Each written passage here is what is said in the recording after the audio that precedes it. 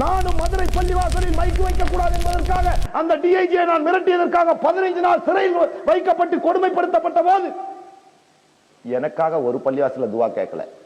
முஸ்லிம்களுக்கு தனியார் மகளிர் மசோதா கூடாது என்று சொல்லி பொதுக்குழுவிலே தீர்மானம் போட்ட எம்ஜி ராமச்சந்திரன் இனத்துறாகி கிட்னி பஞ்சரான போது எல்லா பள்ளிவாசலையும் துவா கேட்டீங்களே தோழர்களே, நியாயமா? ஒரு கிட்னிக்கு கேட்ட இனத்துறாகி நம் மார்க்க விரோதி எம்ஜிஆர், சரியத் சட்டம் கூடாது என்று சொன்ன எம்ஜிஆர், அவனுக்கு கேட்டாயே, உனக்காக குரல் கொடுத்த எங்களுக்கு கேட்கவில்லையே, நீ எல்லாம் இன சகோதரன் தானா? நாளை ஆண்டவனிடம் நீ கணக்கு காட்ட வேண்டாமா? உனக்கு கியாமத் மீது நம்பிக்கையே இல்லையா? மறுமை உன் நெஞ்சில இல்லையா? ஈமான் இல்லாத செத்த பிணங்களா நீங்கள்?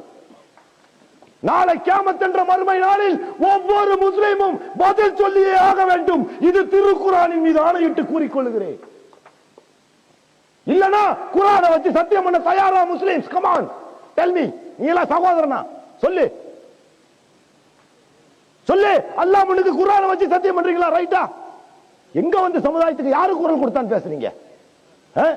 நான் போய் சவுதி அரசாங்கத்தை பார்த்து $200 பில்லியன் கொண்டு வந்து ஜெயவர்தனாட்ட கொடுத்துட்டு வந்தேன், தெரியுமா? ஏன் வயசுல, வாழ வேண்டிய வயசுல நான் உயிர் எழுதிக்கிட்டு இருக்கிறேன். ஏன்டா எல்லா பையனும் துரோகம் பண்ணி சுத்திட்டு தெரியுறீங்களா? இளைஞர்களே, என்னோடு புறப்படுங்கள், இந்த சமுதாய விரோதிகளை அடித்து நொறுக்குவோம்.